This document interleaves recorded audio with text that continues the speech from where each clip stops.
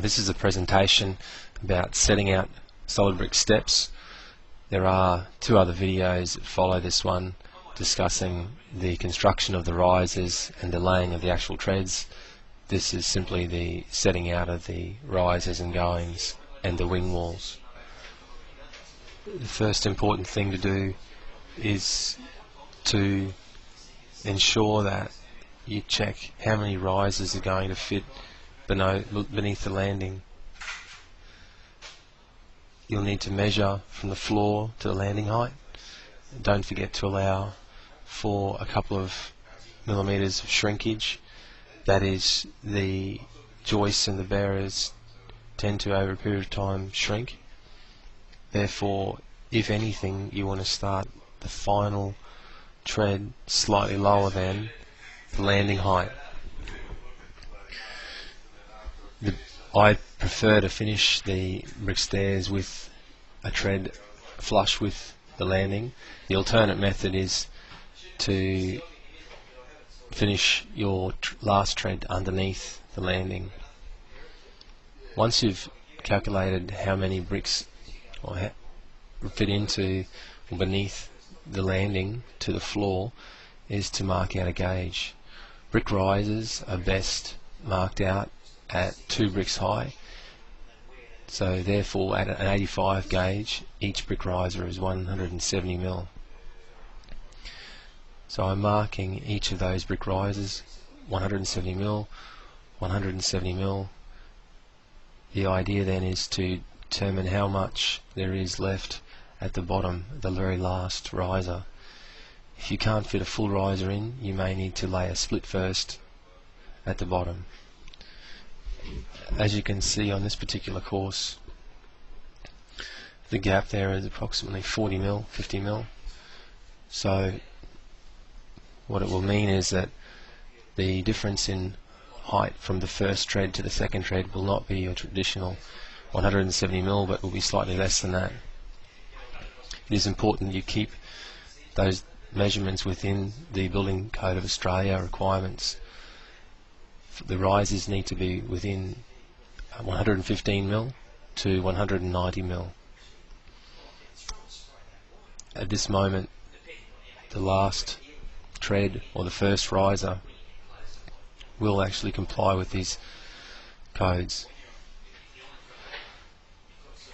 Now it's important to decide where the wing walls start. The wing walls need to be set out correctly from the start, because once the wing walls have been constructed, it's difficult to change without pulling them down entirely.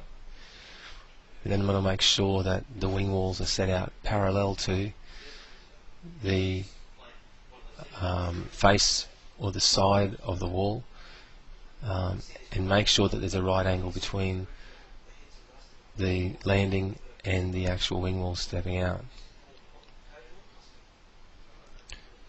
To determine where to start the first riser, you'll need to know how many risers there are based on the gauge rod that's been marked out. There are 1, 2 full risers plus a part thereof. The final riser is not quite full 170 mm, it's a brick plus a split. Therefore there are 3 risers, and from that we can determine that there will be 3 treads laid. Each of those treads are generally marked out at 300 mm. We use that 300 mm because a brick on edge length is 230 mm, plus a brick on edge on its side is 85 mm including the joint. The total thereof is 325 mm. Now our goings are marked out at 300 mm to allow for a nosing or an overhanging part over the face of the next riser. So assuming that each going is exactly 300 mm, we now have 3 goings at 300 mm, but do not forget at the top of our landing we start with a tread.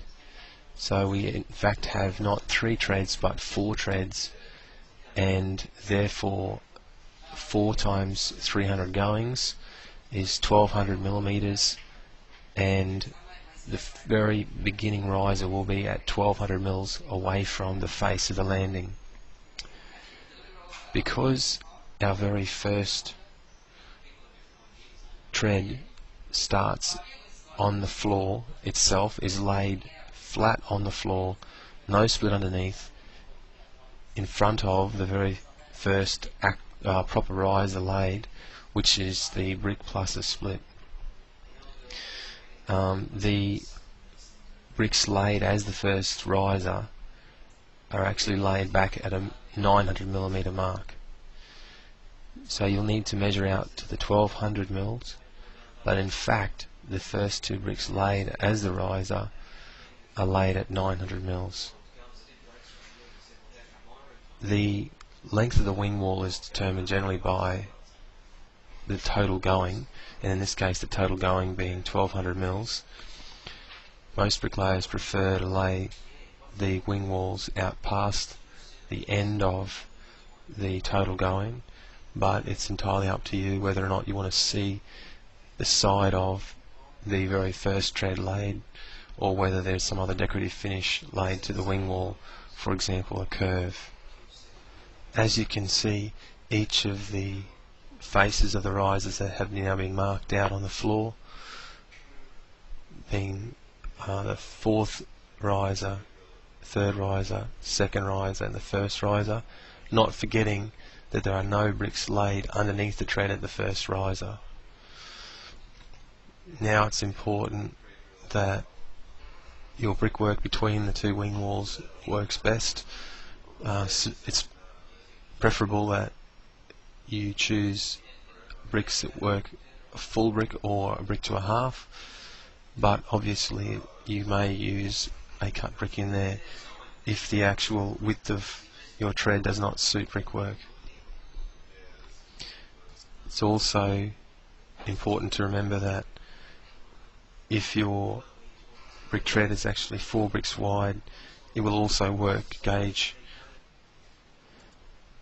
You can now see that I'm making sure that the second wing wall is marked parallel to the first wing wall, and again that it's square or right angles to the face of the landing. It's best to trace out the bond dry before you start laying the bricks to make sure that your bond is correct.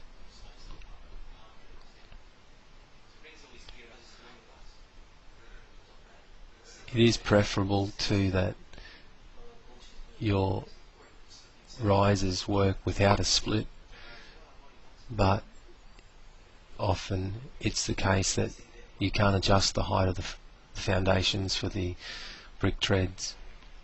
If on the other hand you do have an option to choose the height of the foundation for the stairs, then it would certainly in your best interest as the bricklayer to ask the concreter or the builder, or stipulate to them the height at which the foundation is laid.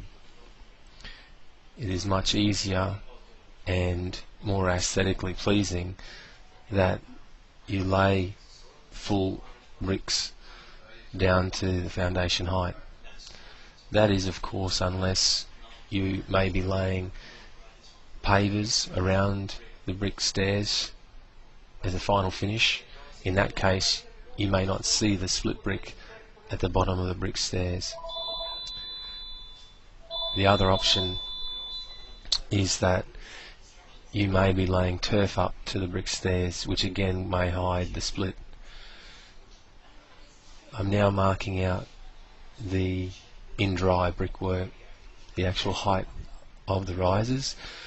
Where I am standing is actually the placement of the first tread, which sits in front of the first brick riser. The next riser, as you can see, is a split brick, full brick, and then the 2 full bricks for the second riser, so that you understand visually what's happening. I've laid the first tread dry out for you, and the second tread is placed on top of that first, well actually second brick riser. So the first tread that's been laid on the ground is actually close to 1200. Don't forget there's a 25mm nosing overhang, so the tip of the first tread laid is actually at 1225. Here you can see the wing walls actually laid, and the foundation of the first riser has also been laid down. Our goal would then be, again, like the same way we started measuring it all out, to finish with the tread at landing height. It's important that you keep your goings at exactly 300mm, and then your risers, counting them to make sure that you finish at the correct height.